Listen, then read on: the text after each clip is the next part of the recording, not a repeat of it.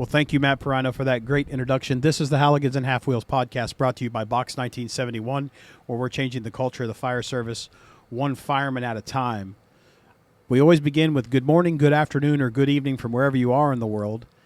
We are in St. Andrews, Scotland, sitting on the road hole behind the green shed at the Old Course Hotel. We couldn't have been sitting here 24 hours ago because the weather was absolutely horrendous. Gale force winds. We had hail. We had rain. We had sunshine. It was a test of golf and patience and golf ability yesterday at the Dumbarton Links. Today was the Jubilee course. It was a lot of fun, a tough track to get around. We are joined by a local legend. Many folks know him as just simply the Silver Fox. A lot of folks just know him as their friend. We know him as our friend, but to introduce him to you, we'd like to introduce you to Craig Steven. How are you, Craig? I'm very well and delighted to be here today. For once, the weather is absolutely gorgeous here in St. Andrews today. We have been so fortunate with the weather. The sun's out. Yesterday, we had a little touch of a breeze that kind of knocked the guys a little bit off course. A little. But it was fun. And when you come to Scotland, you've got to be able to play in all these conditions. That's no joke. That is no joke. That is no joke. So, Craig, tell the folks about, we kind of want to talk about your life. Yeah. Because you've done some living. I've done lots of living, a lot of heartache, a lot of great times, been through quite a lot. Tried to help people who go through difficult times as well. And it all comes back to, I started off being brought up in Perth, which is about 30 miles away here from St. Andrews, with my parents, who were a publican and a haulage contractor being lorries travelling with tar, a lot of grain, barley, making whiskey and stuff like that. So that was a good upbringing for me because you had to go and work. So from a very young age, I was out washing glasses when I was 14, 15-year-old in the bar trade. I was out painting lorry wheels and bumpers, the same age, and thoroughly enjoying it. It done me no good. I maybe wasn't the most intelligent at school, but they had one great thing at school, and that was they had a golf team. And I maybe stayed on an extra year just to play in the golf team, not to do homework and things like that. But I had a lot of good friends who we were all brought up at the same time in golf, and that was my big passion. I was never going to be an accountant or a solicitor or anything like that. I wanted to be a golfer. And my parents gave me the opportunity and the chance to become a golfer. So you played a little high school golf. Played a lot of high school golf. Okay. And then for 1 year, I kept my amateur status and played in all the national events in Scotland and some down south. Brabazon Trophy, which is the English Amateur Championship, British Amateur. Thoroughly enjoyed it. Wasn't a top player, but had a very, very good training and upbringing of being able to play in these tournaments. Sure. So when you got the love of the game, when it bit you, how old were you? I was probably 14 going on 15 when my father introduced me to the game. And like most youngsters, you start off either with one or two clubs, or you do a bit of caddying for your parents. And that's what happened to me. I caddied for my dad when I was about 14-year-old and thought I would like to go and try and hit a ball. Like most people, when they start off, I missed it a number of times. The ball didn't want to go away. It liked me so much it wanted to stay with me. Then I got told by my father, get to the practice ground and start hitting balls. Sure. And that's how I started. That's crazy. Because the wild ride we're going to talk about of your life is the genesis of where you became you was kind of golf, and you hear people hitting bad shots on the old course behind us. We're protected, for those that are wondering. We're at the green shed, so we've got what you would say a wee bit of protection. Huge protection. Yeah. So the road hole here, the 17th, it comes over the hotel. That's the line. Yep. And a that's very narrow fairway. Correct. Very narrow fairway to Correct. hold. Yeah. Before we got started, and everyone got together, I did hear one ball hit the roof here. Really? Yep, one ball. As soon as you went in the door, bam. He needs to go to the practice ground. Yeah. So you came to supper last night. We were sitting and talking, and Yeah. you said something that kind of struck me, and it made a lot of sense when you said, "I don't drink a whole lot." Don't drink at all. Yeah, and you said the reason for that is how you grew up. Yep. And you don't, we would always say, don't get high on your own supply. Yep. And having people in your life that said, what did your dad tell you? What was his advice? My father, because he owned the pubs, as I said, which was in the licensed trade, and he was president of the licensed trade of Scotland, so that was a great honour for him. But I was always taught that if you're working in the bar and you're behind the counter, you never accept a drink and you never take a drink. So from that day, it was kind of, I don't want it. I don't want to try it. I've seen so many people Ruined. ruined, but also not enjoying the next day, Yeah. And that's what I looked at. You don't enjoy the next day. So why do something that you're not going to enjoy for a good few days? So that was the reason, basically, my father had said or taught me not to drink. I will tell you, last year I went to the One Under. Right? I will never drink with another Scotsman again. Ever. That's why a lot of people coming from America or Europe, and you say a Scotsman that doesn't drink, are you a recovering alcoholic? Yeah. That is the first thing that they think.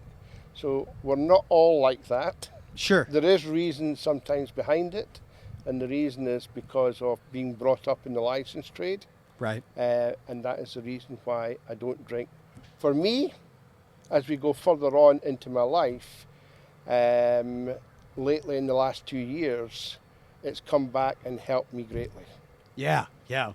Especially with what you've been through. Been through. Yeah. Correct. Health-wise. Correct. Yeah. So that was a nice thing that I feel was right in my life. Sure. That was a huge positive. So when you took out and you started playing these tournaments in your amateur status, Yeah.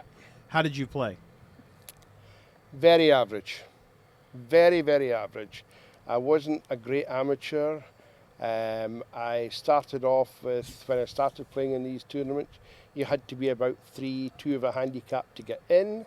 You probably needed to get 1 or less to make the cut, which is normally a 72-hole tournament with a 36-hole cut.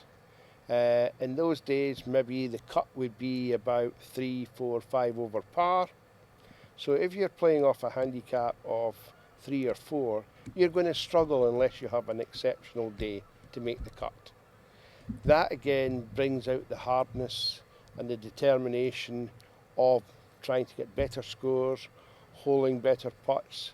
But one of the things that my father was always very good at that I have taken on board is you can always practice your short game, even if you just go out in your back garden and you're getting the feel of the club in your hands and just practice just chipping 15, 20 yards.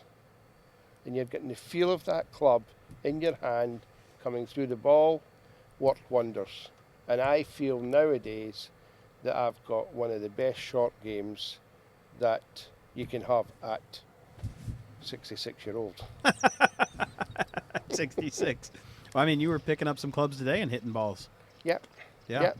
It's just one of those things that you never, like, I did go through spells where I didn't want to play golf. Sure. You know, you do go through spells. Did you see me 5 hours ago? But the great thing about it is you come back, You want to improve, you want to get better, you want to get better scores. But the one thing that people, I think, nowadays don't take enough on board is to enjoy themselves. If you enjoy yourself and you're out there, you're not beating yourself up, you will get better returns. It's the toughest 6 inches in the game is between your Correct. ears. Correct. Yeah. Correct. And so many people have gone out, and you'll say to them when they come off the course, "Did you enjoy that today?"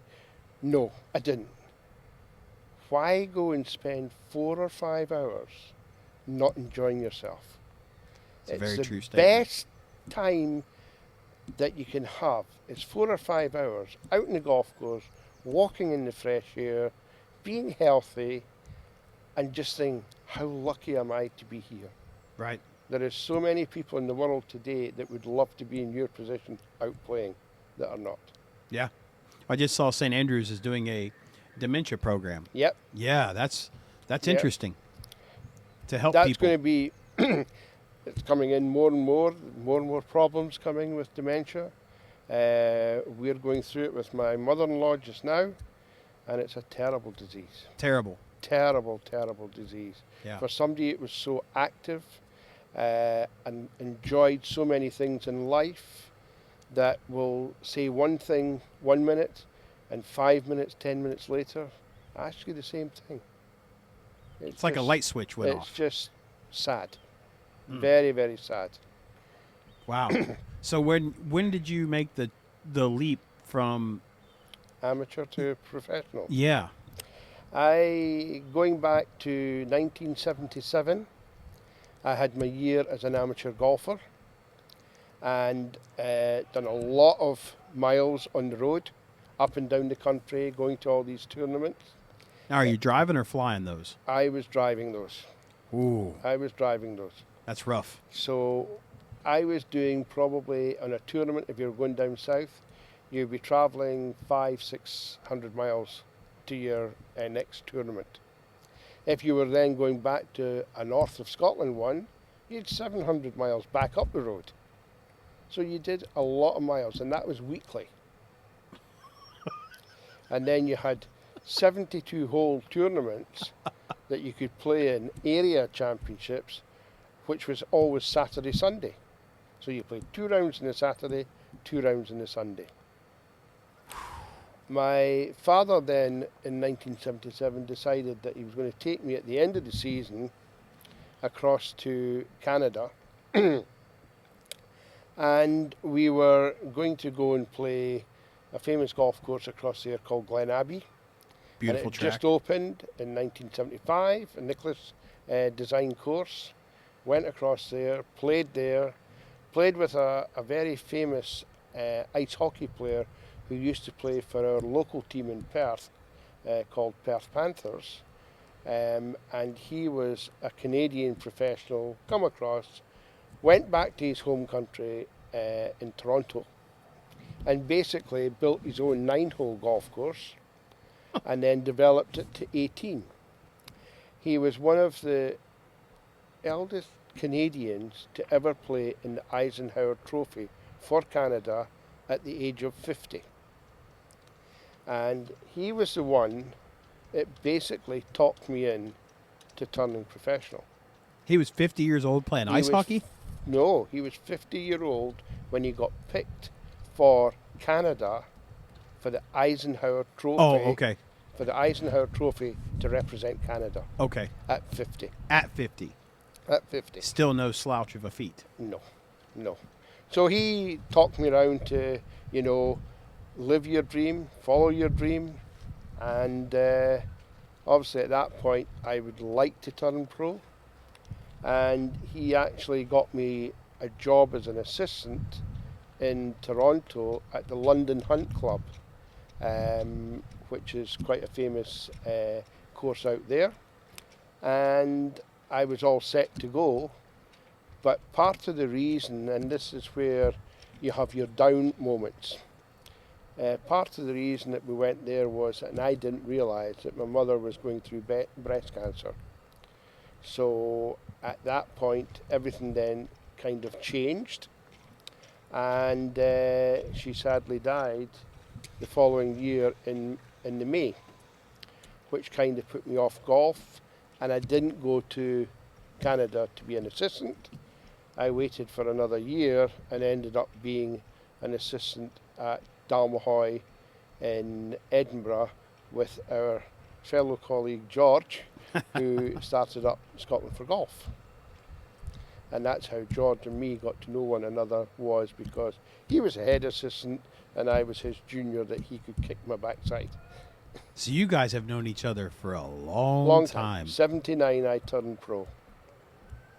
Wow. So that was how we come together, and I got fortunate enough that I was one of the lucky ones, I suppose, in life, and then you look back, were you lucky or were you unlucky? I played in my very first professional tournament at Monifieth in Scotland as an assistant, and I won by 3 shots. Your So first the tournament. very first professional tournament I played in, I won by 3 shots.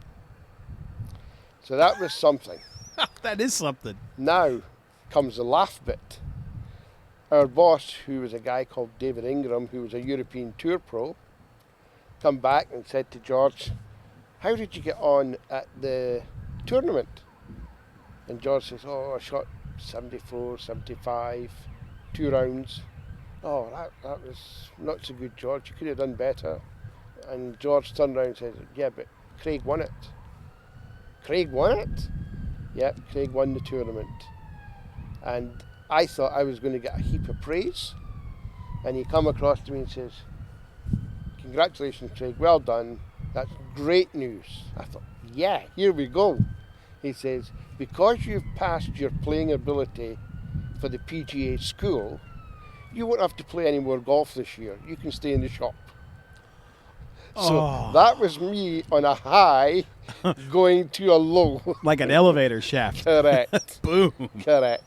So that was what I got for winning my very first tournament. What did you win when you won that? Can you believe the tournament cost me, between entry, caddy fees and travelling, cost me in those days about £80, That's okay. right? I won £60 as first prize. That's what I got. You lost money I lost money winning the tournament. and couldn't go play any more golf. Couldn't play any more golf. Maybe that was a blessing in disguise, because I might have lost an awful lot more money if I'd won. Oh, that was a shot. Maybe it'll rain down on us. No. So that was the talk of my first year as an assistant professional at Dalmahoy Golf Club in Edinburgh. Wow. Is it still in existence? Yes, it's owned by I think it's run by the Marriott Hotel Group now. Okay. They've got 2 lovely courses, nice driving range, hotel, everything like that. So good setup, great golf course. They used to play the Scottish Professional Championship, which was on the TV a number of times as well. So a lot of the Scottish great players of the 70s and the 80s, Brian Barnes, Bernard Gallagher, Steve Martin, Ewan Murray, the commentator, Yeah. they all played in the same tournament. Yeah. There's some bad shots happening. I don't know if you guys that are I listening don't can hear know this. what's happening, if this is the higher handicap players that are coming down. I mean, they paid a lot of money to play that course. They're going to see every bit of it, I guess. Correct. Correct. And the hotel. Just aim for Old Tom's Restaurant. Just aim for that. Don't even aim for the The hotel. Spire, that's what Yeah. you aim for. My goodness. You're never far away. So your mother passed, Yes. She passed away in 1978. and you were how old? I was 18. That's tough. I was 18. And yes, it's a difficult thing. And this is where I go on a lot to other people who maybe sometimes go off the rails, because whatever we say, the mother's the person that you're closest to always. Agreed. And it was a hard thing, but as I said, that you've got to pick yourself up, brush yourself down and get on with life as much as you can. But always deep down, it's always there. Yeah. It's always there. The thought never goes away, and then 40 odd years further on, it's always in your mind. Sure. It never goes away. So that was basically what happened. And one of those things was, in the older days, breast cancer women never thought it was going to be them that had it. They would check, they would feel a little lump and do nothing about it. And that's what happened to my mother. She didn't do anything about it, and then it was just too late. They'd gone too far. That's tough. How did your dad get on after that? My dad, this is one of the things that I kind of regret. I don't think I maybe supported him in the way that I should have, because I think maybe I was a little bit on the selfish side, I would say, looking back. You don't think that at the time, but as years go on, you think I should have been there more for him. And the only way I felt I could have repaid him in some sort of comfort-wise was through the golf. Could have got the results to cheer him up. Could have do things that would probably help to bring him back into both our lives together. And that went on for probably another 3 years, going into 84, 85. And in 85, what happened was my dad was out playing golf after having a heart attack, and basically died on the golf course. And that was one of the things that happened at the 15th hole at King James VI, which is a very unusual golf course because it's surrounded by water and you've got to go across a railway bridge to get to the course. So the big thing for that was, how do they get the body off the golf course? So it took nearly 2 hours, and you guys as firemen know how difficult it can be when it's a rather large man that they were trying to take off. So he actually died in the golf course, and that was basically what happened with him. And from that day, kind of put me off golf for a long, long time. So from 1985 to 1988, I was lucky if I played 2 games of golf. I was sickened with it. So you go from a game as a high schooler, Yep, reach the pinnacle as a pro, yep, ride in the wave, lose mom, yep, dad tragically and suddenly passes, yep, and you just said, and I'm going to say my words, yep. fuck it. Basically, yeah. It was more of everybody tried to help me so much. Even the minister at the funeral asked me a really funny question. Can I put a bit of humour into your dad's service? Because the minister and my dad were great friends. He was an elder of the church. Okay. And he wanted to do something special for my dad. So the usual story, you get to the service and things like that, and they basically, what happened was, he started it off by saying, we're here to celebrate the life of Bill. But to this day, I can't understand a good golfer like Bill, who played off 2 of a handicap, his last shot was a scuff along the ground, they call it. It only went 40 yards. How disappointed would he be? And it's something I'll never forget. And a big thanks out to him, because that helped me greatly, because it gave everybody a bit of sense of humour about what the service was going to be like. So that helped, but it didn't get me back into the golf. That was the only thing. So I took a hiatus from the game in midlife, and my dad got me into the game. Yep. And so my dad tragically passed at home with my mom and I never will forget this as long as I live, because Matt was there. My friends that showed up, you know, there are a few friends in life that really get friendship, right? Yep. Matt's one of those guys. My buddy Mario in Florida, in Miami, is one of those guys. I'm standing there crying my eyes out. People are coming through. They had to cut the procession line off, you know, for coming through the you know, where everybody shakes hands and all that. Yeah. And I remember when Dad passed and Mom told us we were having it at the church. Church seats like 450 people. And I looked at my mom and I'm like, is that many people really ever going to show up? You know, like, Yeah. my dad was a hard man, right? And I couldn't believe there wasn't empty seats in the church. And I tell this story. I always ask people, are you dumb full-time or part-time? And that actually came from my dad. So there was a flood at a reservoir, a dam, and he had just had rotator cuff surgery. So he wasn't golfing, wasn't playing any softball. And there used to be a popular show on TV in America that was called Rescue 911. Yeah. I think you guys dial 999. Yeah, we Okay. have 999 here. Yeah. So that's German. 999. That means no, no, no. That's all I can think of. Is that. So, anyways, my dad had this big Buick car, beautiful green car with white interior. I mean, the 90s were different, right? Yeah. Well, totally, the late 80s. Totally different. So, my dad had that car, and he kept inching closer and closer and closer to the water.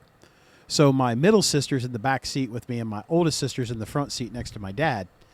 And he's inching closer. Well, the episode that was just on the TV Tuesday before was a car that drove through floodwater.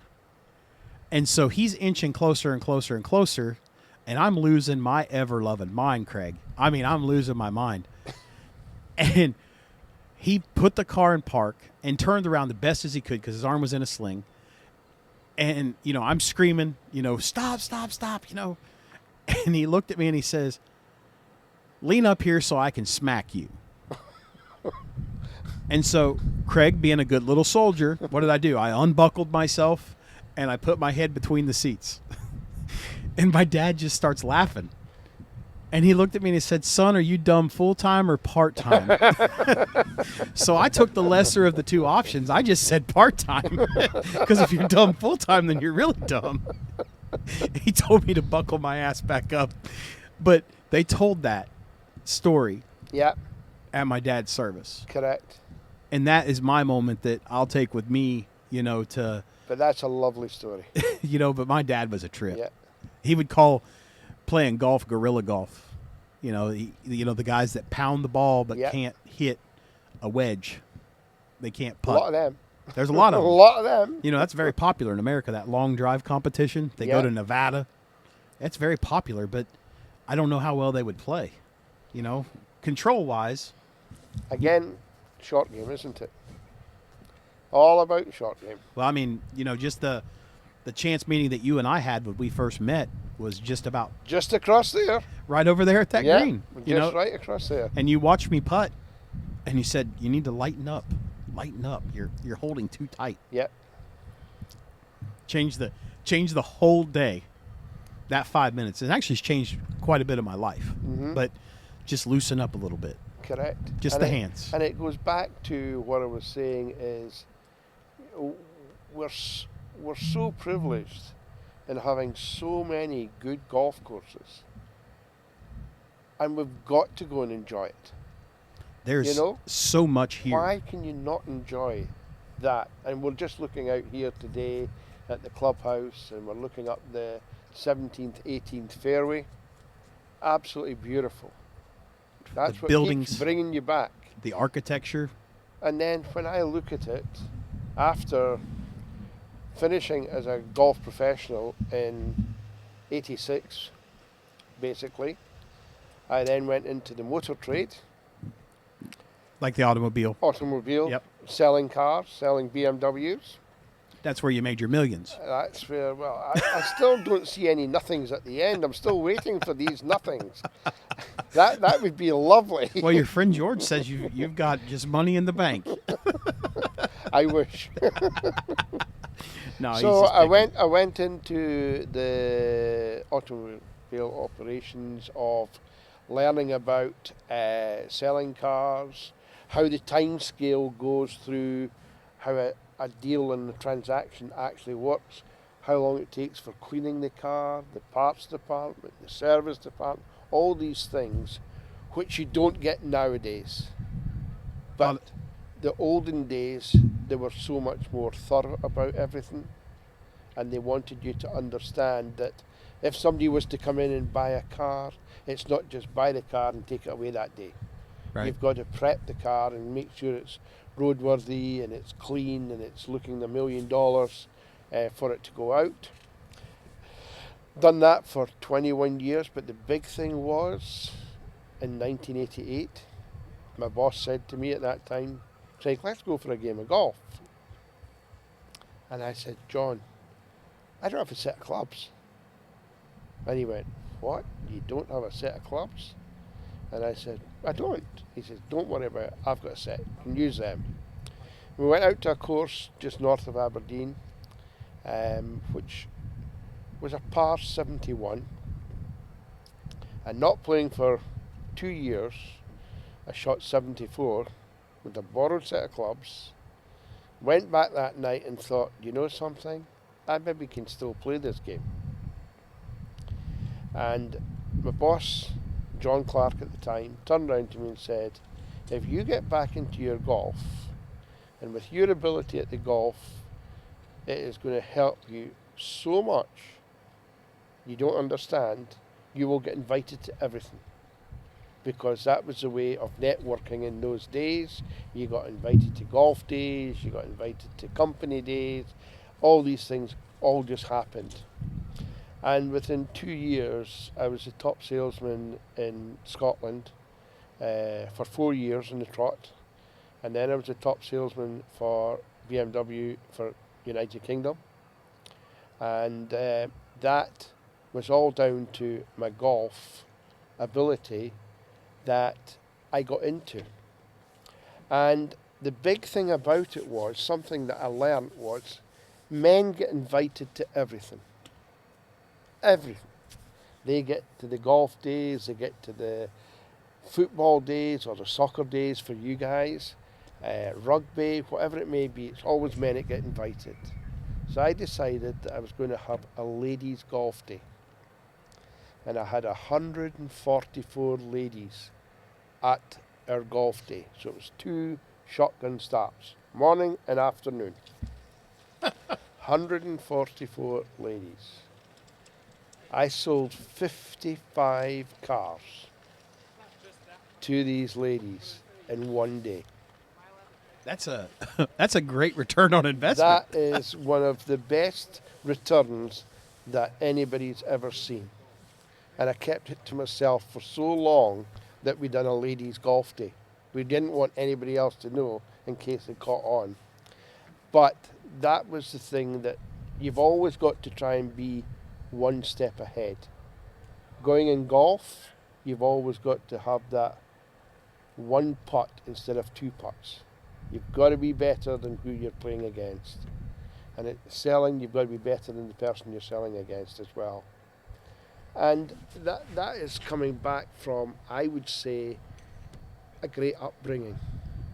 You know, you've got that mentality built into you, and that way I just feel it goes back to my mother and father giving me a good, strong upbringing through the golf, through the selling career, and that took me up to probably 2010, where I decided that I had enough selling cars. I needed to do something different. I needed a new challenge.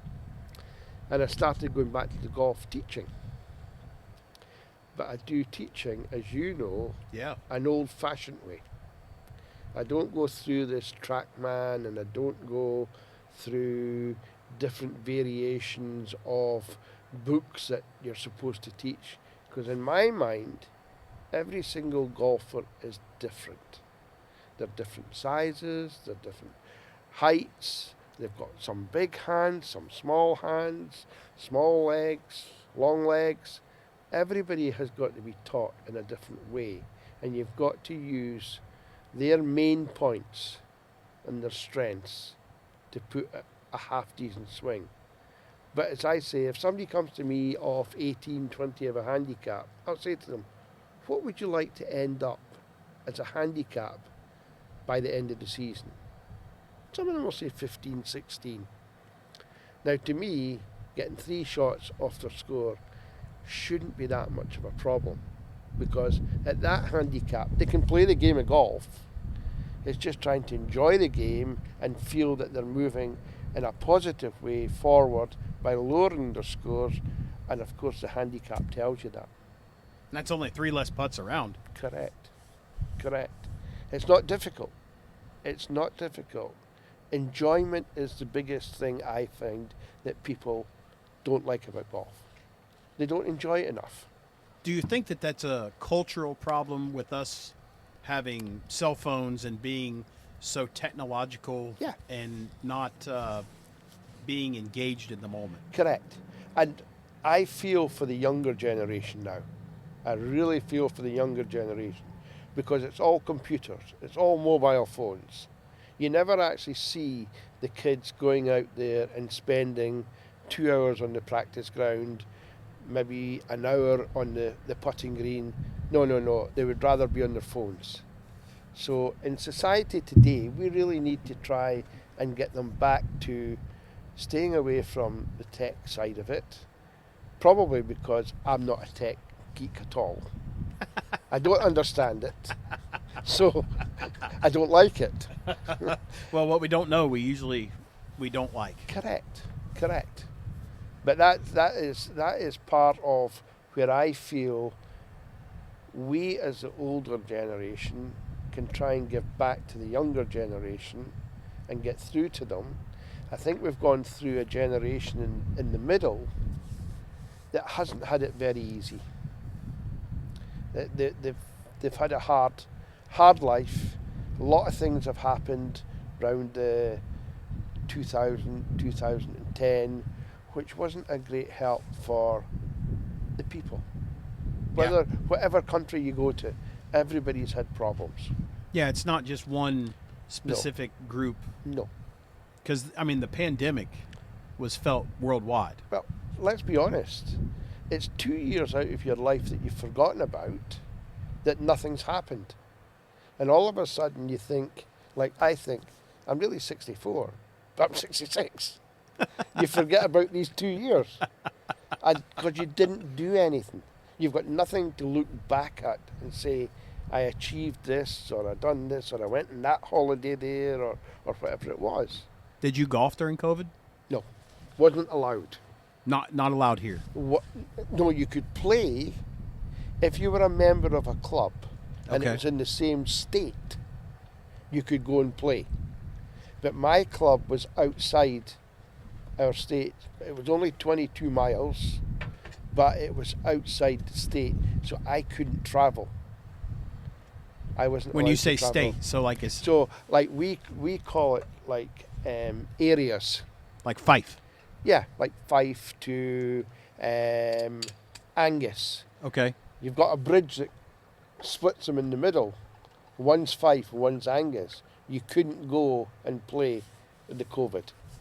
So in America, they took, the pool noodles, I don't know, something you take to the beach. It looks like a big noodle, but it's foam. Right, okay. They took those and put them in the cups because they didn't want you touching at the cup. Correct. We went through all that stage. You weren't allowed to touch the flags. Yes. The tees. You had to pick up your tee. You weren't allowed to leave the tee behind you. But So it was just one of those things that we had to accept. I absolutely remember COVID golf brought people out of the woodwork because in America they were allowed to be outside if they were spaced apart, and it's easy to be 6 feet apart on a golf course. Yeah. But the downside was the golf courses were then overloaded with people just tearing things up. I mean, just tearing things up. Correct. Yeah. Correct. It was very sad. It was two very difficult years for the world, not just individual countries, for the whole world. Have we come out of it better? I don't know. I don't know. I don't think we have. Not for the game of golf, No. and not as a society. My No. nieces grew up in that COVID era, Correct. and she graduated her senior year in a parking lot Yep. where the people honked horns when they announced a name. Yep. They didn't get to do that traditional walk and the diploma handed over. She didn't get to have a prom. Correct. They didn't get to have those events that you and I would have had. So we haven't come out of it. No. No, and I don't No. think financially. It's like, did you ever watch Tiger King? That guy, the crazy guy in Oklahoma that had the tigers on Netflix. No, I didn't. No. There's a funny statement that he makes. He says, "I'll never financially recover from this," and that is us in America, I believe, because even like you think about automobiles. Automobiles, they call it here the motor trade. Yep. Our automobile industry, to buy a truck now, it's gone through the roof. So I think it would be a truck for us is about a baseline truck's about $70,000, and that's Okay. not even fancy, Yep. right? But if they don't have it, you're waiting 6 to 8 months to get one. Correct. And now with fire apparatus, I was intrigued when I came over here and talked with the firemen last year, and we did a little strategy and tactics meeting, that all of the fire trucks in Scotland are built and outfitted as the same. Yep. And that it just blew my mind that they could get everybody on the same page, because we've got people, and Matt could attest to this, we've got people that can't even get along and they're 3 miles apart. We can't get anybody to agree. That's right. We've got our way, we've got your way, fuck you, we're doing our thing. Well, we even have in our fire departments here in Scotland, all our fire brigades used to be red. And the council who own them all and supply each area with their fire engines, their police cars and everything like that, couldn't afford to get them painted red.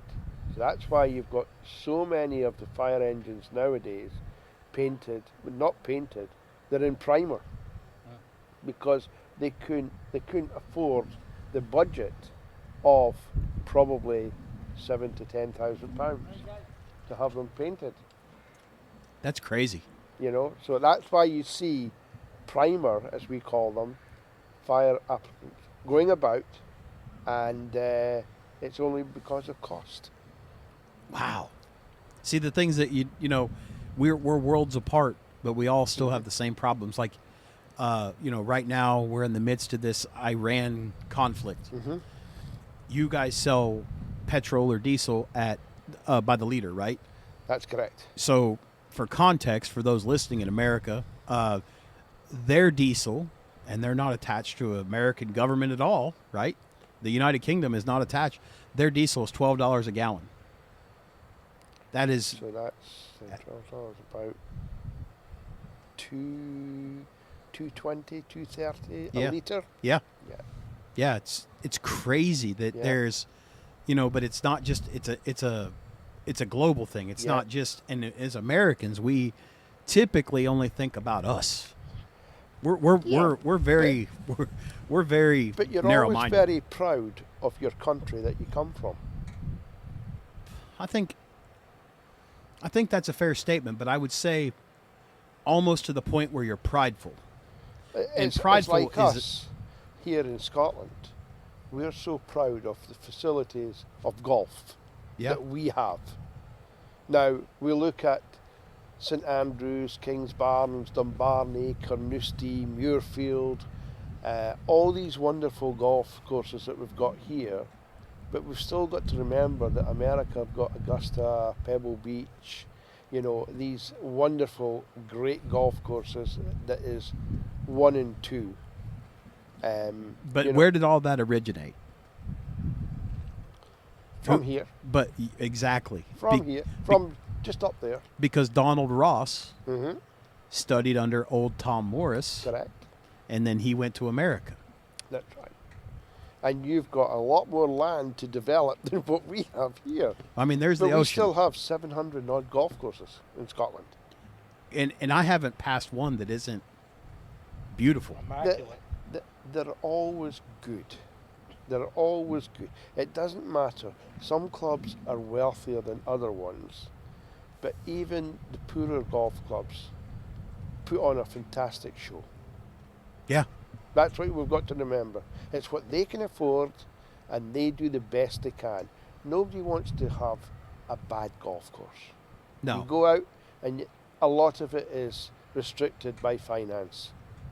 And it's an expensive game. It's getting more and more expensive. We found Even a golf ball now. You're looking at, for a decent golf ball, £3 to £4 per golf ball.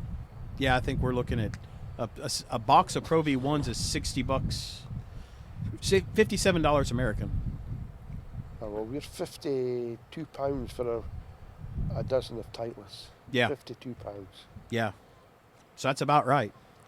I mean, and nowadays, you can probably lose 4 or 5 balls around if you're having a bad day. not true. Had a bad day today. I got the ball in my pocket. I lost 0. I took out a sleeve yesterday to start. That same ball, I cut it with a wedge, Yep. and I still played it because I said I'm going to play the whole ball the same round, Yeah. or the same ball the whole round. And today we had one that. What is that yellow bush that's out there? What's that called? The one over there. Yeah. Those That is basically just broom. the big yellow Yeah. with the thistles. That's thistles, and the broom comes through it, Okay. and then you've got that flowers, but it's terrible for hay fever in the summertime. Okay. Well, my ball skipped into and got. And you got it out? Yeah, got it out. But Wow. good God, was We're it, going to have to get more broom. no? They need to cut more of that shit away. It's just an entirely different golf game. You know, we're when this airs, is. this will be July. But you've been coming to Scotland for a wee while now, Yeah, right? yeah. Out here in St Andrews, it has changed on the old course drastically. They've taken away a lot of the thick rough and the broom in the middle of the course. And the reason they've done that is to try and quicken up play. So when the Americans go back and their friends say, "How did you get on at the old course?" Absolutely fantastic. Loved it. Never lost a ball. You never lost a ball. Must go there. If they go back and say, "I lost 10 balls today," Yeah. that can put people off. Well, this is Because a they automatically challenge. then think it's too difficult. Well, they haven't played number 2 or number 10 yet at Pinehurst No, because those places, whew, they'll eat your lunch. Donald Yeah. Ross, and you don't really have to lose balls. It's just putting. It's demoralizing to play there because correct. they're turtleback greens. Yeah. You know, so if you don't hit a spot from me to you big, the ball doesn't stay. And here, there's so much history and mystique, and you walk the streets of this town, and you deal with the. You're a local. Yeah. I mean, there's something about the people here. You know, like on Sundays, most people don't realize that there's not a single ball struck on the old course. On the Sunday. No. The Tom Moore's the forbidden it. Sabbath day. Yep. It's a day of rest, and they don't allow anybody on the course on a Sunday, apart from 2 or 3 competitions. One is the British Open. One is the Links Championship, which is the biggest amateur championship in the UK. Is that the Dunhill? No, this is an amateur Oh, tournament. okay. Okay. It's an amateur tournament. It's played every year on the old course, and either the Jubilee or the new course they play the other 18 holes qualifying, 36 holes on the championship course. And that's the only time that the course is open. The Dunhill, obviously, because it's a European Tour event. Right. But anybody that comes along for a game of golf, not open on a Sunday.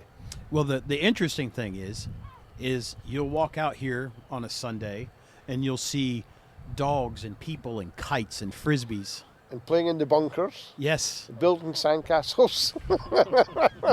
And dogs, people pick up the excrement. Yeah. The place is treated as the game should be treated. Yeah. And it's amazing that no one's out of place. Everybody respects things. And it's probably most valuable golf real estate in the world. Yeah. And there's no drama. There's no, I've met people walking up the 18th, and talking with people, and people stop and look at the R&A, and they just stand there and they smoke and burn. They take their picture at the bridge. Yeah. And they're just happy to be. But I would say it's probably the most friendliest place in the world. Yeah. Because everybody, whether they're golfers or non-golfers, behind the 18th green, everybody speaks to everybody. Yep. They always acknowledge you when you're walking past. Morning, sir. Hello. How you getting on? Lovely day. Gee whiz, this wind is horrendous. What wind? They always speak to you, and I think that's one of the nicest things about St Andrews. Everybody is so friendly. Well, and somebody said to me, we were having this discussion last night. They said, "Oh, because the place thrives on tourism." I don't think that's true. I think that is the spirit of the game and how it was meant to be in its purest form. And that's how I think that the people have embodied that. I don't think it's or trying to get your money, because being in Edinburgh on the Royal Mile Yep. is just, it's like being in a mall. You're just outdoors. I think because it's so open. Even the streets are quite open. And they've still got a lot of the streets, the roads are cobble streets. So they've kept the history of the city there for the last 200 years. They've never really changed it that much. Well, you were telling me earlier that above Tom Morris's shop, which is now the Open Shop, his Yep. original workshop, his great-great-granddaughter still lives there? Isn't that? That's it. She's 80-something Right. years old and still Yeah. stands out the window and watches people play golf. Correct. And why would you not do it? You've got a view looking down the fairways. As you say, the R&A is right in your view, out open to the beach where they had Chariots of Fire, the film. Yep. It was done on the beach in St Andrews. All this is making more and more history for St Andrews. It's kind of like going, for us, Augusta, this is being filmed in April. Yeah. It'll come out in July. Yep. Just because of how we time things.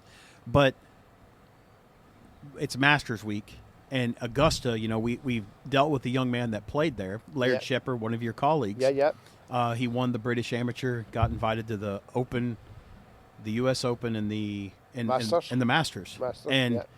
he said TV doesn't do it justice. Correct.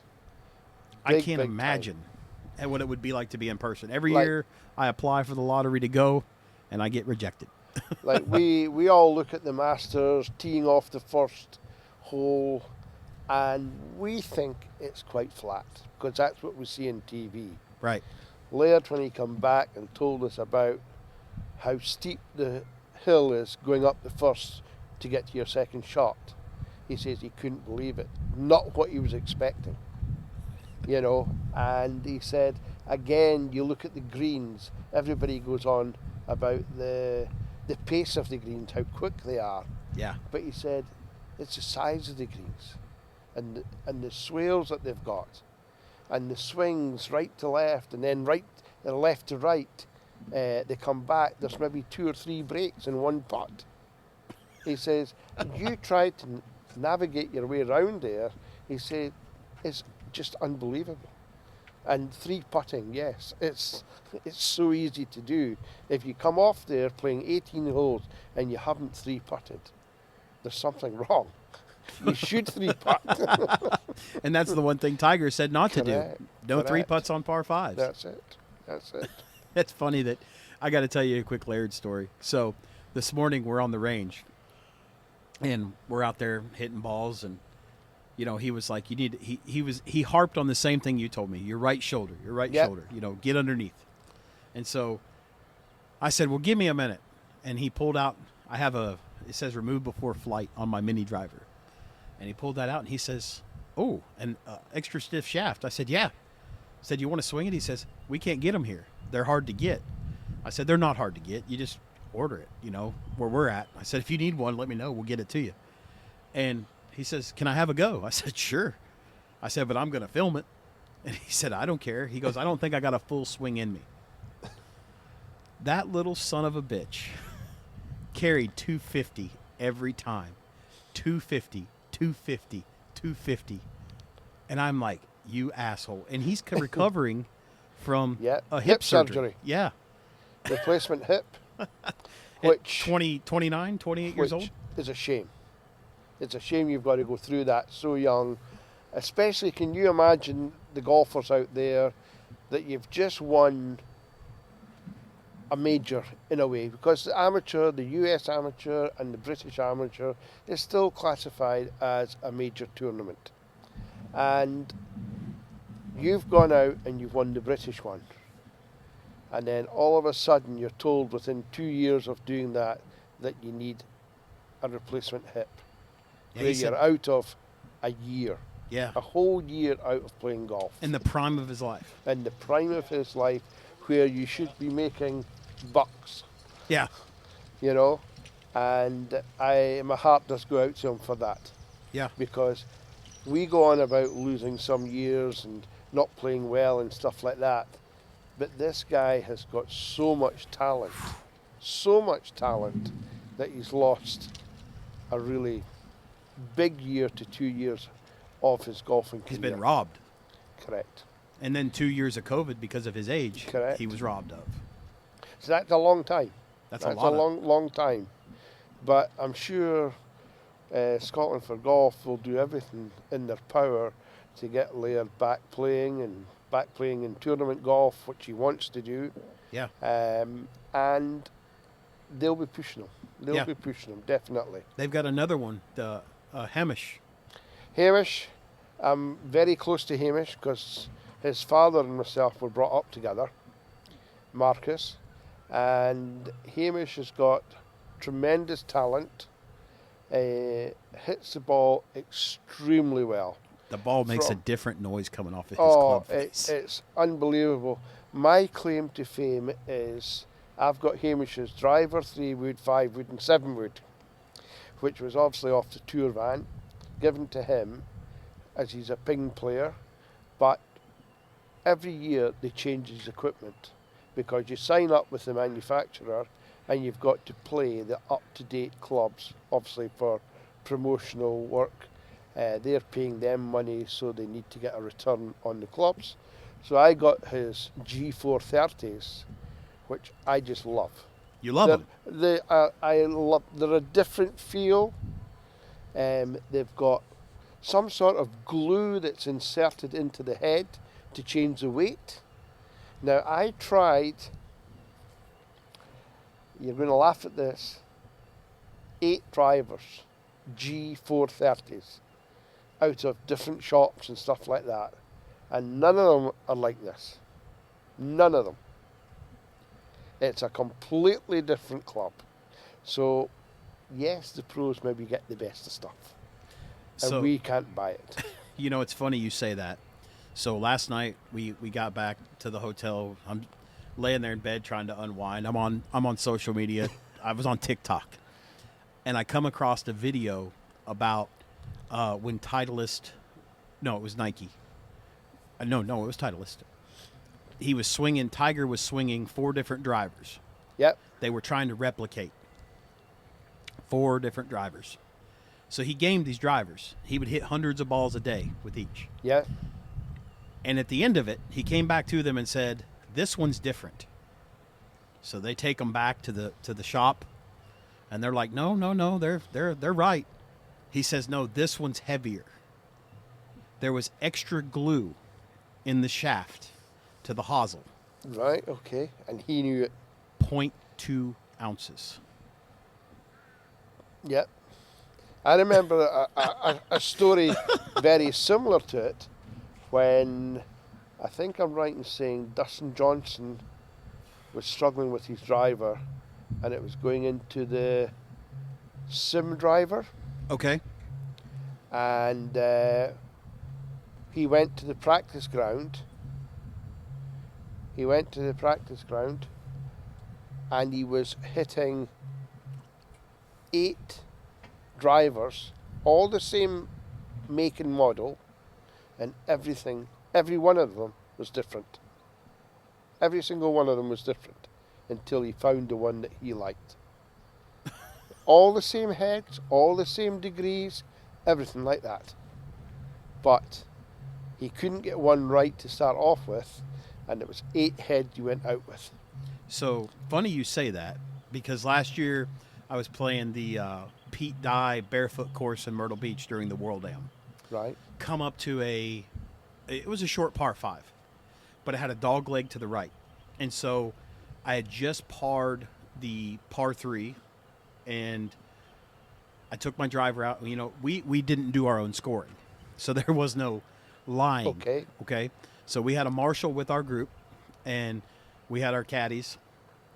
And so as soon as I went to make contact with the ball on my downswing, I heard a click. And, you know, follow through, and the ball goes 100 yards straight out, like looking like on the right trajectory. Right? And then it just falls out of the sky. And I was like, ooh, that's not good. And, you know, I'm looking in my follow through and I see dangling. My shaft snapped 3 inches above the hosel on a Ventus shaft on Yeah. my Titleist driver. The blue Ventus, was it? No, the Ventus 7X. Right, okay. So that's the same shaft Scotty plays. Yeah. And I was just crushed. And so I immediately, like, I don't like to talk on my phone on the golf course. But as I'm walking to the ball, the marshal walks up to me and he says, "I've never seen a driver do that." And I said, "I'm calling Titleist right now." So I've got my Titleist rep on the phone. And it was a Saturday. And I'm like, "Look, I've got trouble. I'm in the middle of a tournament. We're playing from the tips. I only have this mini driver that I have not played much and a 3-wood." And he says, "We'll get you a new shaft. We'll get you a new head, no problem." They just wanted the old one back. So I get home, and lo and behold, it's there. They overnighted it from California, and it was there. But to hit that new shaft took me 4 months because the kick point on it Different. completely different. Yeah. Completely. It's amazing that technology now is so different as you go on about kick points and flexibility between regular, stiff, extra stiff. It's quite funny that I went to get fitted for a new set of Mizunos. Those are your irons, right? That's my irons, right? Those grips are big too. They're nice. Nice feeling. Yeah. Nice feeling. But I'm only 5'8", and the fitter fitted me for an inch longer. Now, to me, going into the technical side, which not everybody's into, but if you're an inch longer, you're probably 1 to 2 degrees more upright. Right? So, as they call me, a little short arse sometimes, if not silver fox, I'm thinking to myself, I've never had my hands this high in my life before. So I played them, and I was getting this high hooky shot. It was disgusting. It was horrible. And I went back to the Mizuno rep, and I said to him, I think there's something wrong here. I think I've probably been fitted wrong. And the guy goes, I don't think so. That's how we fitted you. And I said, nope, there's something wrong, definitely. We'll refit you at a different golf club. So it went from Blair Gowrie, That's where Down- that's your home course. that's my home course, down to Glen Eagles, where Mizuno's doing a lot of their fittings. So the guy comes out and he says, yeah, but, and this is very important. The guy says, you're getting 8 yards longer with an inch longer. I said, yeah, but the problem is I'm all over the place and I'm 8 yards further into the crap, which he didn't like. I said, so it's not always about the length with each individual club. You've got to keep it in play. I'm not in play, so that club is no use to me. So they then took them back again. They had to put new shafts in because they wouldn't just cut them down by an inch because it changed the swing weight. So they put new shafts in, and I said to them, can you make them 1 degree flat? No, sir, your standard. I says, please, honest with me. I want 1 degree flat. My pins are 2 degrees flat. I think I can get away with 1 degree flat, and that way the heel's not coming in and flipping the toe over. And he goes, oh no, I don't think that's right. So I said, well, just send them through. So he sent me the clubs through. I then went and got them flattened myself by 1 degrees, and it's like night and day. 1 degree. 1 degree flat. How 1 degree can make so much difference to your clubs. It's crazy. So going back to it is, one, always go on your gut feeling. If you feel that things aren't right and in your swing it's not working, you're right because you're the person behind the club. I don't care what a fitter says, a golf pro says, or anything like that. If you don't feel right with it, you will never hit that club. It's a fair point. You'll never have confidence in it. You'll never score well, and you'll always be looking for an excuse. So number one, in clubs, always make sure, one, you like the look of the head. You feel as if the club head comes through and it feels good. And the heel or the toe doesn't come in digging first of all, because that will flip it over or block it. And that's all down to gut feeling. Not all technology is great. No. That's what we forget. And it goes back to my old style of teaching, is that everybody's different. There's a lot of rinse and repeat with golf instructors now. You see a lot of it, especially on the social media aspect. Correct. You see a lot of it. It's okay. You know, Dave Polson, who's the pro that you work with now. We were talking the other day at the center, and he was telling me that, you know, most competent. This is the hard part. Competent golf instructors can see you take 3 to 4 swings and immediately know what's wrong. Yep. Getting you to fix that minute thing, such as a grip, Yep. or how you place your hands or your shoulder, it's on you. It's incumbent upon you to fix it. But if you don't take the instruction and you're Correct. looking for the excuse, it doesn't translate. But let's be honest when we're talking about golf clubs. How many people do you know that actually gets a grip fitting? Now, when you think about it, what's the most important thing in golf? The grip. It's where the hand joins the grip. And that's how it starts off. It's the hand coming onto the grip. And if you don't feel right, again, you're never going to swing that club properly. Now, Matt, you know, we talked about this last night, about going on to grips where you've got mid-sized grips on your woods and you've got normal grips on your irons. Now, when you think of it being logic about the whole situation, do you think that's right? No. Like you said, with grip fitting, They should all be the same. I can honestly see that. Yeah, it's something I never thought of till you just said it. Correct. It makes perfect sense. They should all be the same, because surely you want to have the same size of grip the whole way through, from your driver right through to your pitching wedge. Yeah. You know, where Yeah. you don't. Now, I can't understand. It's probably, like you say, you never thought about it before, and nobody has probably looked at your clubs and said, why have you got two different sizes of clubs? Your hands are the same size, but why have you got two different sizes of grips? And that makes, to me, that makes a big sense. But how many people go and see about it? They don't. How many people just take what comes on the Correct. club, which is the Because they're cheapest and easiest? They're too excited about getting a new club. So I always request when I get new clubs, grip in the box, and I want 4 wraps of tape on everything. Yeah. Everything. I want to feel it's. I Yeah. want to know that it's there.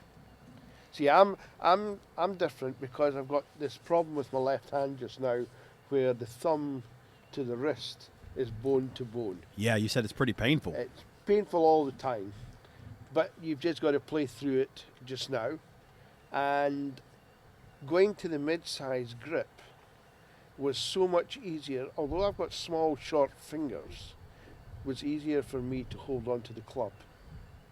If I went for the narrower grips, the standard grips, I tend to flip it over where I wasn't having enough control with the back of the left hand, keeping it square. Makes total So sense. the bigger grip, I wouldn't be measured probably for a mid-sized grip, but I need it because I've got something wrong with my hand. And a fitter doesn't know that. I fit it because the one thing I'll say, they won't ask.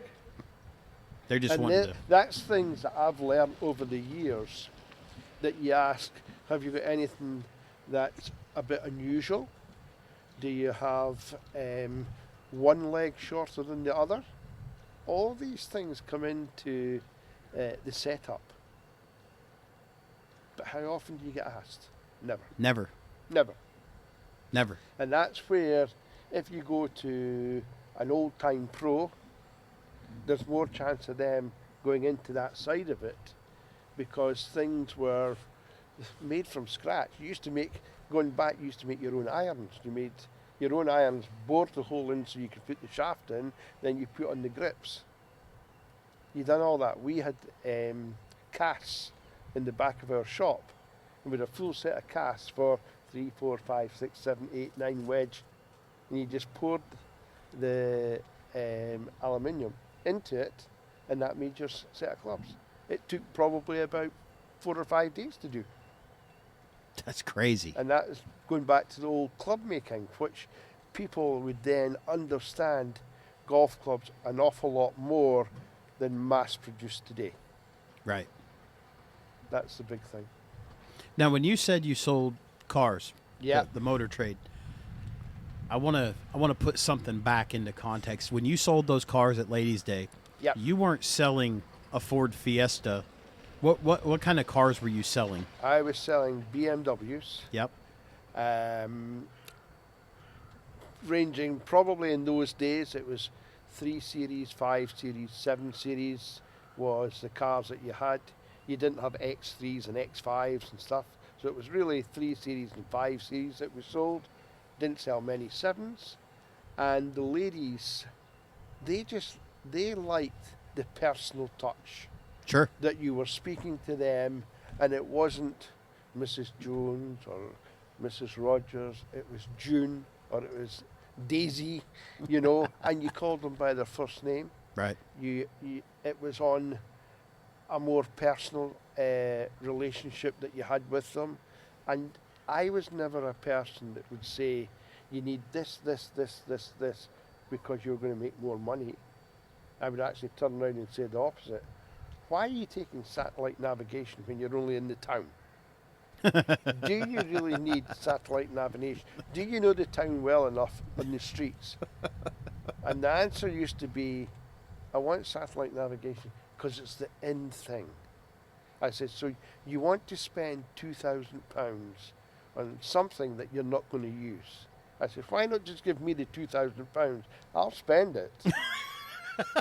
Because you're never going to use it. And all of a sudden, I was building up trust with the client. Sure. They trusted me because I was actually saying, you don't need that. Yeah, but my friends got it. And where do they travel? Oh, they'll go to Glasgow or they'll go to Edinburgh and stuff like that. So places that they don't know that well, I can understand. But you're never out the town, so you don't need it. Oh, okay. It's just one of those things. And I always felt that they built the trust up in me. It was a strange situation, me selling cars, because some of the times we never even spoke about price. We You know what never they spoke about price. Do you know what they say about price? Is if you have to ask how much, you can't afford it. But I also had the stage when you used to pay by check. You used to write out the check and say that. Okay. I had a number of people that used to throw me the checkbook and say, fill out what you need. Now there you go. How often do you hear that? You don't. You don't. And that is just pure trust, but they like you. And I felt I was a likable person. So I was lucky. I used to say things that maybe you shouldn't say to customers. And we use the word arsehole.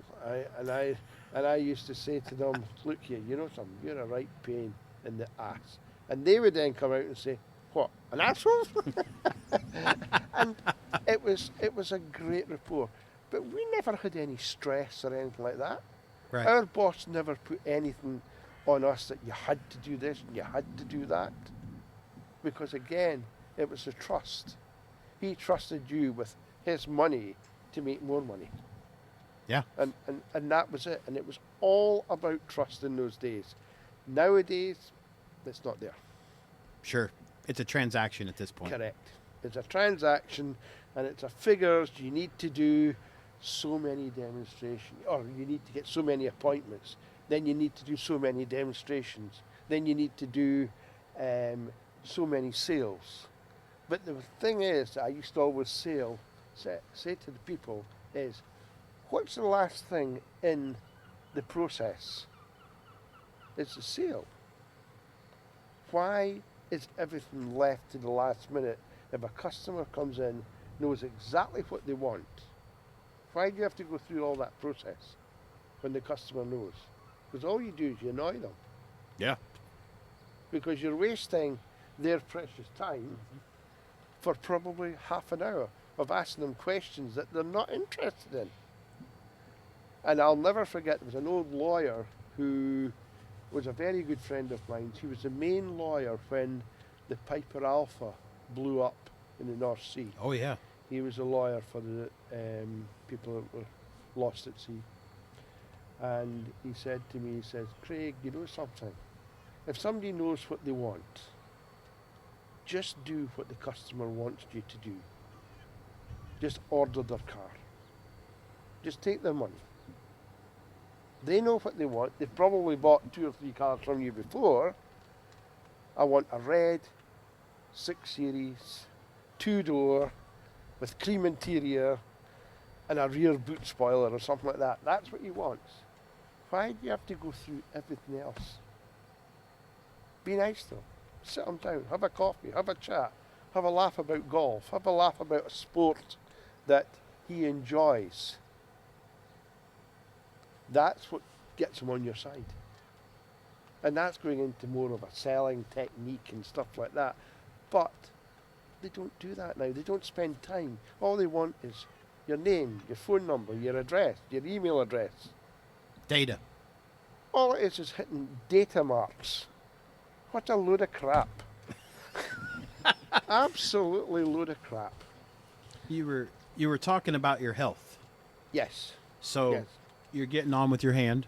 Getting on with my hand Yeah. after 2 years of a long slog of finding out that I'd been diagnosed with having migraines for 35 years.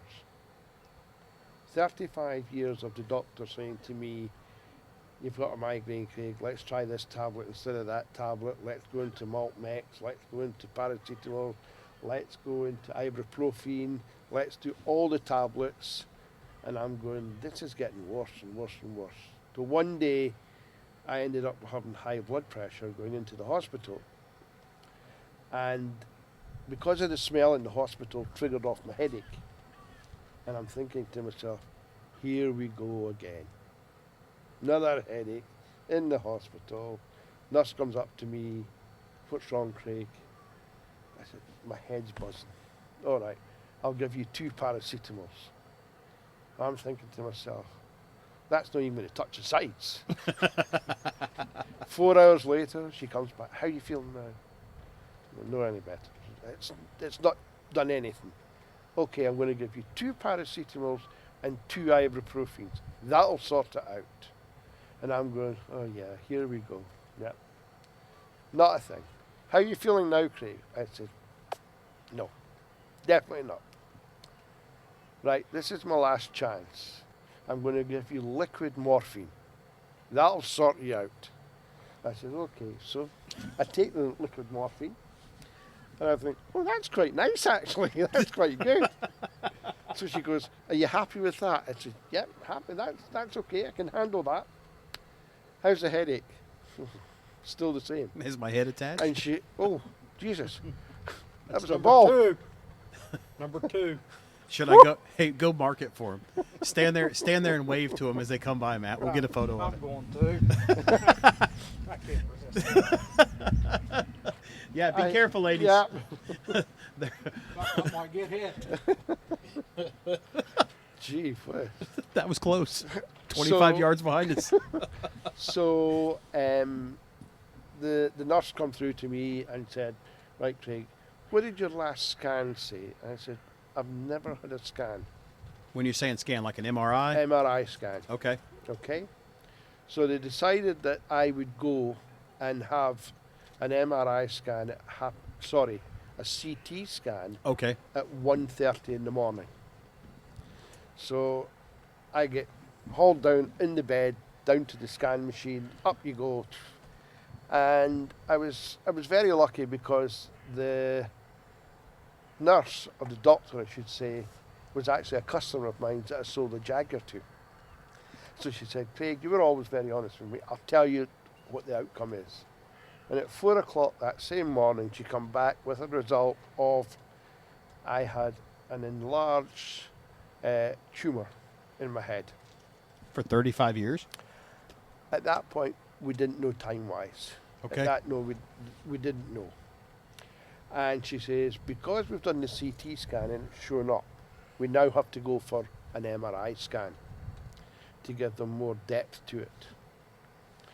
And she come back after doing it, and they said, what we're going to have to do is sit you in the hospital and get the MRI scan done. They finally do the MRI scan and they find out it's the size. No, play it as it lies. It's the size of a tennis ball. Holy cow. It's 6 centimeters by 6.5 centimeters. And what part of your... At the very front of the head, just above the right eye. Okay? No vision problems? No vision problems at all. So they start going through my history back through the NHS, and they find that I had been diagnosed of having migraines for 35 years by the doctor. At that point, the surgeon, who I got on great with, was a female, Miss Ross, absolutely wonderful person, who, you know, she saved my life, because I reckon I had 6 months left before it burst. It had no place else to grow. That was the size of it.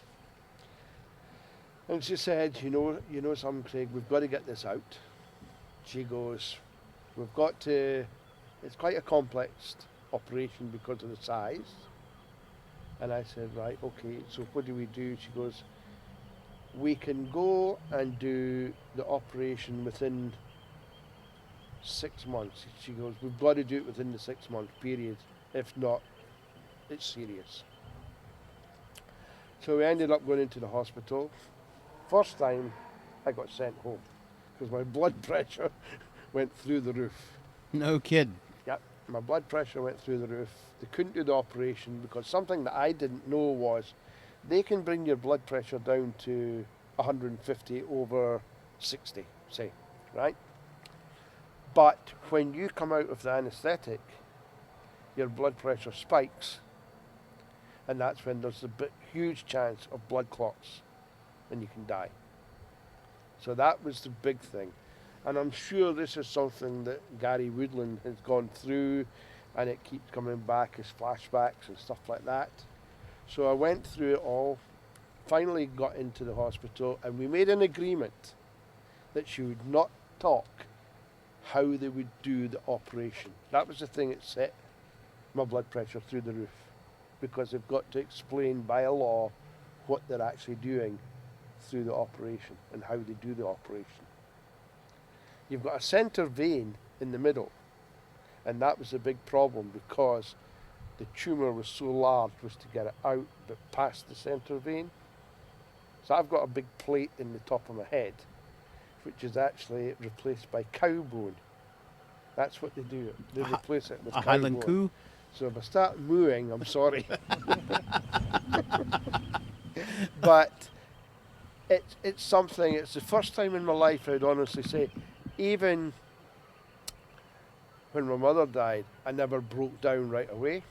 But on my way to the hospital that day, I actually broke down because I couldn't see a way of how you could survive in my mind, which is a terrible thing to feel going into hospital, that you don't think you're coming back.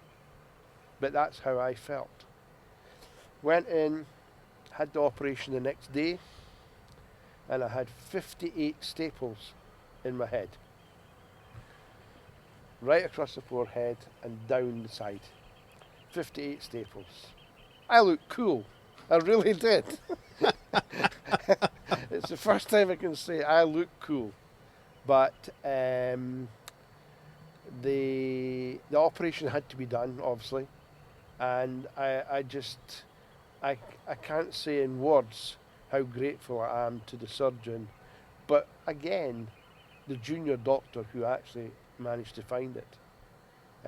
If they hadn't have found it, and I didn't have the headache, it continued through the hospital, I probably would not be here today, because they would never have known. If they had done it 25 years ago, They could have probably done it with medication and were able to shrink it. Yep. Because obviously at that time it was going to be so much smaller. right? There's a good chance that they would have been able to shrink it. But just over 2 weeks ago, I had my results back from the surgeon, and she's delighted that there's no growth, there's no signs of any growth coming back or anything like that. And I'm now on to annual MRI scans for the next 10 years. And I said to her, I'm so happy to hear this, Sheila, that I'm going to be here for another 10 years. And that didn't affect any of your, I mean, I'm sure it took you some time to get back faculties after that. I'm always one of the things that you just get on and get it done. Uh-huh. I don't show many emotions, but it probably did affect me more than I realised. One thing as a golfer that people find very, very strange was you lose a bit of your memory. So if you had a shot and you've got 155 yards to go, I had no idea what club to hit for 155 yards. It was a total blank. It could have been a 3-iron, it could have been a 9-iron. I had no idea. I had no physical idea how long or how far you hit the clubs.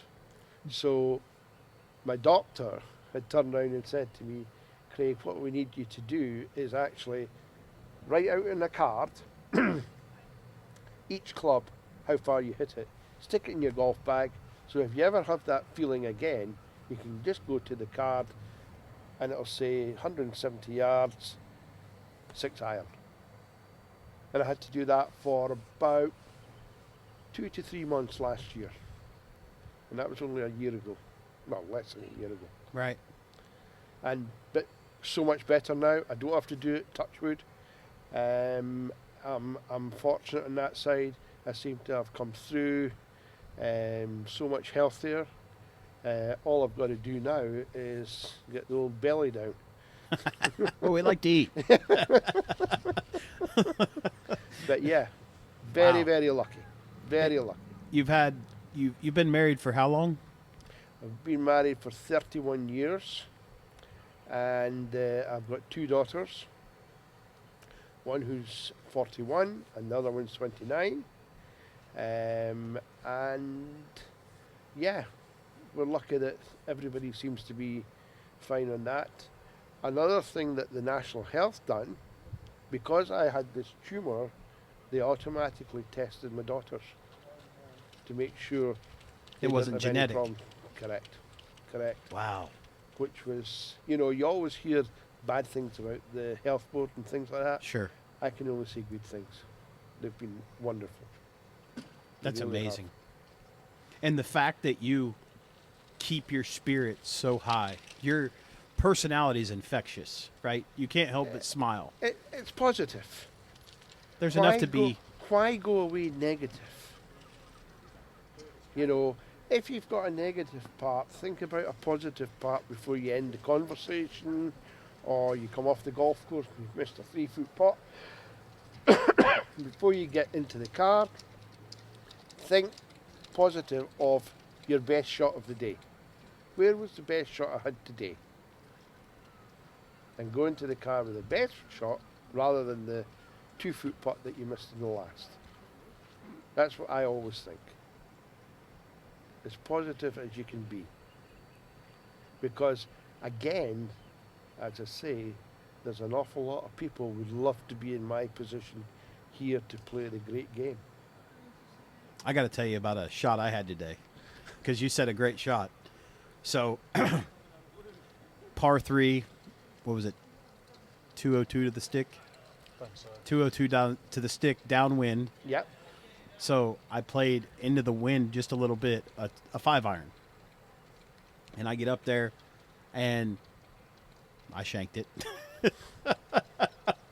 So Ian Halliburton, who's Yeah. a local, he's kind of a local known caddy here, a great guy.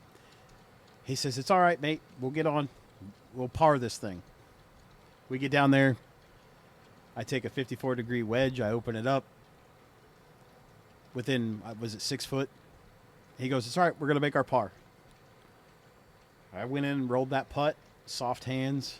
I walked away, and I had a smile on my face, and he says, "That right there, that's why you play the game of golf." And it changed my mood, Correct. because I just went from that sucked, although I'm in bounds, Yeah. right? I'm just not in the grass that I want to be, to I made what I'm supposed to make, and we go on. And it just kind of, you know, it puts things into perspective, because there's people that can't get out and enjoy things because Correct. of mental, physical ailments. And this game, like, I've met people last year, this year, from all over the world. We had a guy last year that flew his own plane in, billionaire guy, Mm-hmm. and he golfed. Peter was his name. Golfed with him. You would have never known. You know, this year we're playing with a surgeon. We're playing Correct. with a former pro caddy. We're playing with a guy that was in the tech world from Seattle. There's people all over, and the next thing you know, we're all sitting together eating lunch, hanging out, and Having fun. yeah, Having fun. the commonality of the game. One thing I would like to ask Yeah. is a great thing.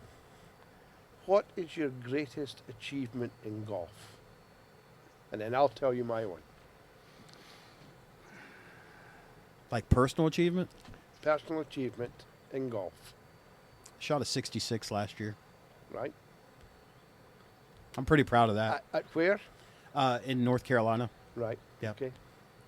Good. See, my one, as people say to you, you've been an amateur, you've been a professional, and you've done a lot of things in your life. And I've obviously won my very first PGA tournament, which most people would say that must be your biggest achievement. But because of the heartache and things like that I've gone through, my greatest achievement, I would say, was winning the 4-ball championship at 17 with my father, because it was probably one of the last tournaments that I played as an amateur. But with your father playing and winning, to me, I would always put that as number one. And that's because it had greater meaning to you Yeah. overall. It was a moment you shared with your Correct. father. Correct. And people say, not your first one as a pro? I went, doesn't come near it. Right. Doesn't come near it. And it's always back to,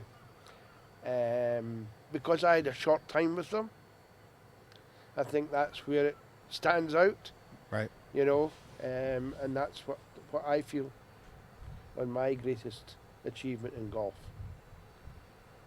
That's pretty high. It is. It's very, very high for me, and it's just something that you'll never forget. That's a special moment, right? Huge moment. It's not just about the ball in the hole. Correct. You probably enjoyed the walk with your dad. We did, and we managed to fall out a few times where he didn't hit the ball in the right place. And he says, I'll never forget, again, it was back at our own club, King James in Perth, and the 10th hole, the 9th hole and the 10th hole went down and then straight back up. And I said to my dad, I says, Boy, I'll tell you what, these guys are tough today. That's number 3. That's another golf ball right over the top of us. We're protected at least. and I said to him, play down the 9th off the 10th tee. Craig, have you lost the plot? And I went, no, please, play down the 9th fairway off the 10th tee, because the way I'm coming in, the bunker front, I can't get at the pin if you go down the 10th fairway. Oh, you were alternate shot? If you go down the 9th fairway, right, I can get in because we're coming in past the bunker. He says, son, you have definitely lost it. And I knocked it into 3 feet. And then he says, maybe I've lost the plot. Did he make the putt? We got the 3, and we ended on going on to win that tournament. That is the biggest memory in my life. That's a great memory. Yeah. And it's, that was 50 years ago. That's crazy. And I still remember it. 7-iron. Off the 9th fairway. Off the 9th To the fairway. 10th. Correct. Oh, is there anything else you want to cover? I think that's, maybe I'll have to do it in another 50 years' time. Hey, that would be great. That'd be great. I think that's probably most of my life. Yeah. That people, but I always feel at the end of the day, we've got to try and be a lot more positive in life. You never have enough time. You've always got to think at the end of the day, what have you got out of your life, and make sure you've enjoyed it.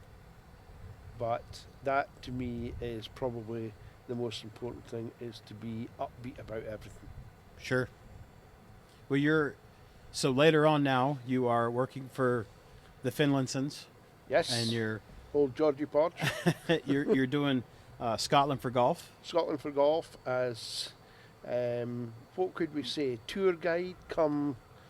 Swing coach. Swing coach come, whatever you want to call, on tours, going up and down the countries, which I just absolutely love.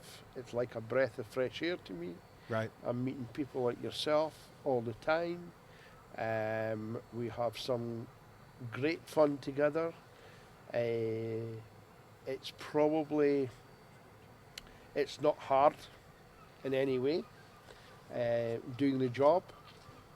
Sometimes if you're driving, you can be driving for 5 or 6 hours at a time. But at the end of the day, you always have a bit of fun. You always have a bit of fun. You always have a laugh. You always have a golfing story, or you've got a life story to speak about. And you go to your bed at night on a high. And it's fantastic.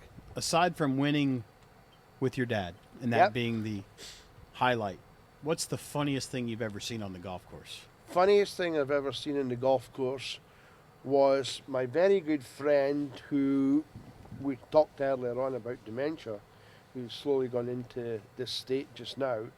We used to go out to Spain every year, and we were playing at a place called Santa Clara outside Marbella in Spain, and we always had a buggy. And we're going down the 11th hole at Santa Clara, which is straight downhill, little dip, and then an incline up to the green with a pond on the right hand side.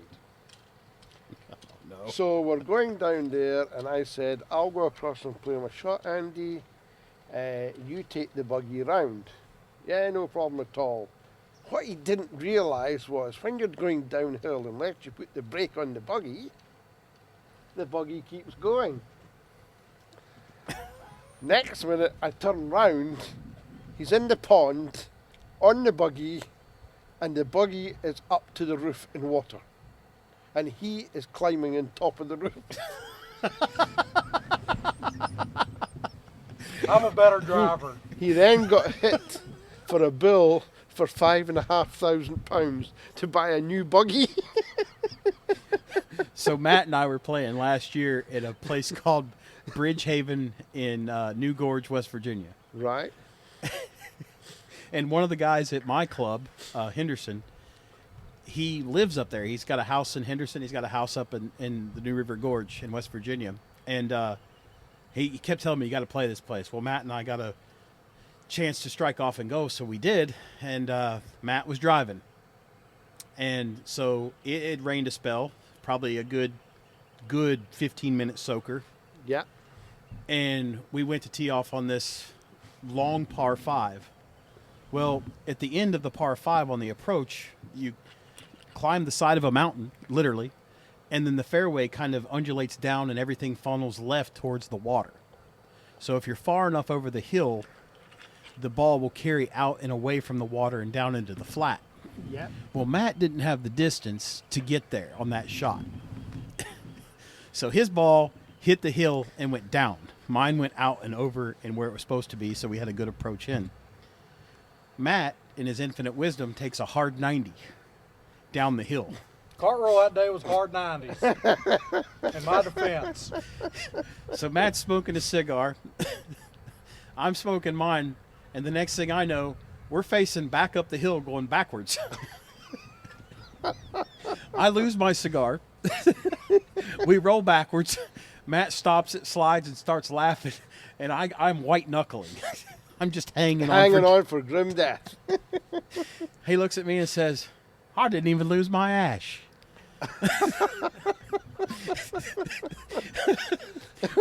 we got up, we made our shots, we made the par. But you talk about a nervous wreck after that. You couldn't have got a grease BB up my ass. I was strung so tight. And he was just, I didn't even lose my ash.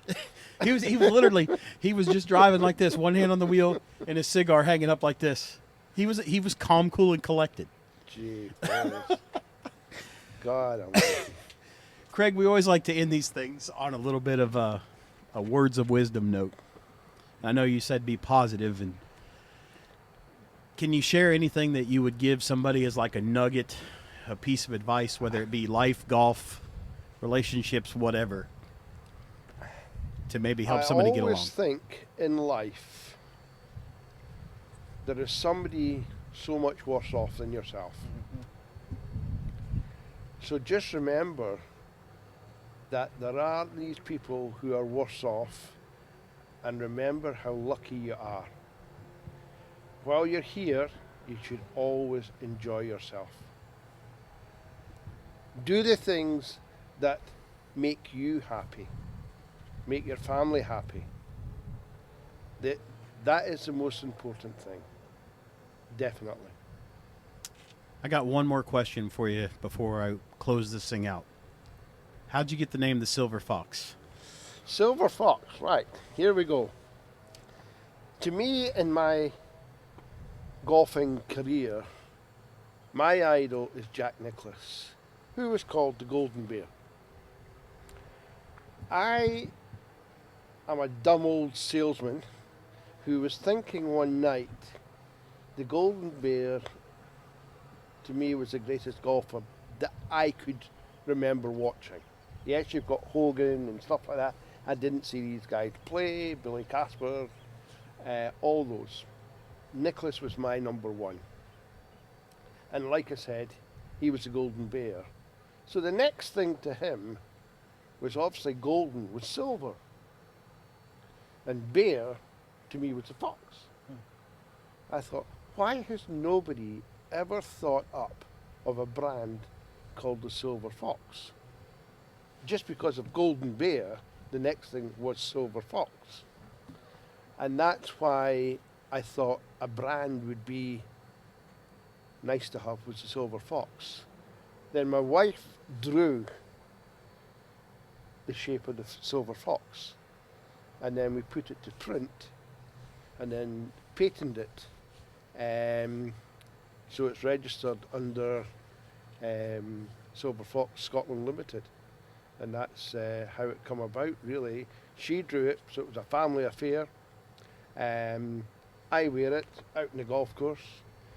Everybody, as you all know now, calls me Silver Fox. That's all we call you. And it's nothing at all to do with looks or anything like that. Yes, I've got the silver hair, right enough. But Molly and the girls today were winding me up quite quite a lot.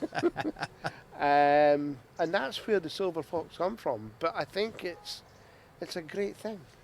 It's Yeah. a great thing. And it's something that puts a smile on people's face.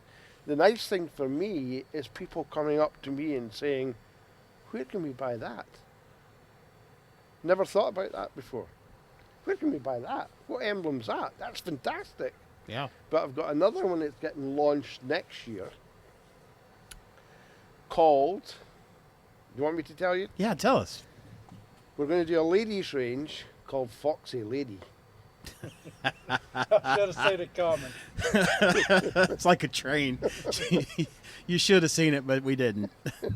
And I think that will be a great one for the ladies. And it'll be a similar brand logo,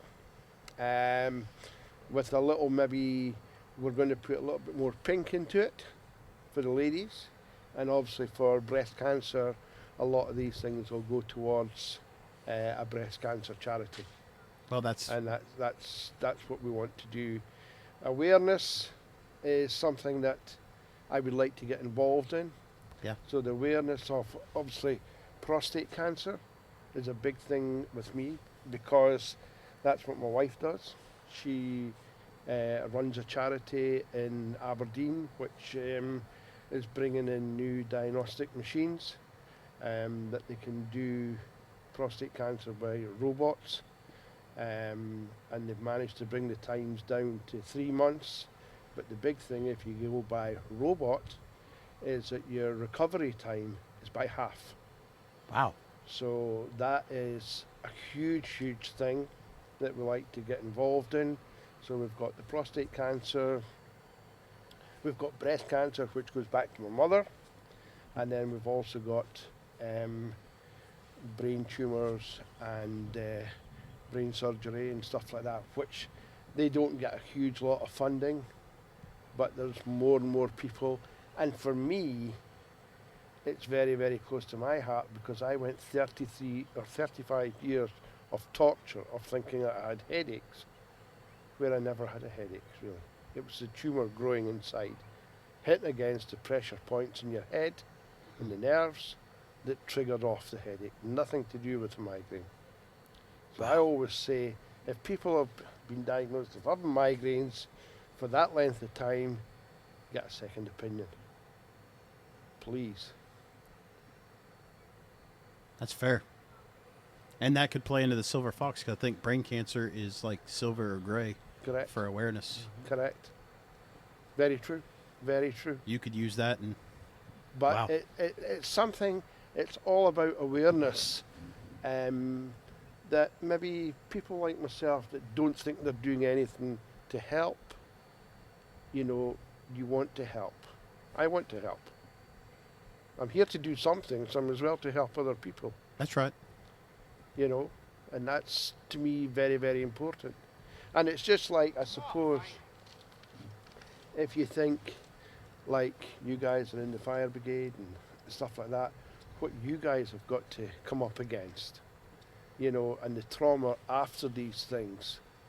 If we can try and help people like that by getting over it, by getting them into golf, and getting them out, fresh air, stuff like that, and a sport to focus on, it's a win-win for everybody. It's a great point to end on.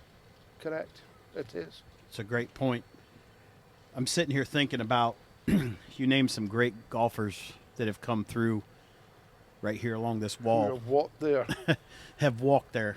And I'm going to read a Arnold Palmer quote. It says, on the old course at St. Andrews, this is the origin of the game. Golf in its purest form, and is still played that way on the course, which is seemingly untouched by time. Every time I play here, it reminds me that this is still just a game. Correct. Almost like life, golf is just a game. Well, folks, if you've made it this far, we appreciate you tuning in. We appreciate you, Craig, for the Silver Fox sitting down with us with me pleasure. and Matt. Thank you for what you've done for the game of golf. Thank you for the friendship and the banter and the conversations, the advice. It's all appreciated, and here's to many more years. So thank you very much for making the time out of your busy schedule to sit down with us. This will conclude this episode of the Halligans and Half Wheels podcast. Remember to train hard. We are all that they have.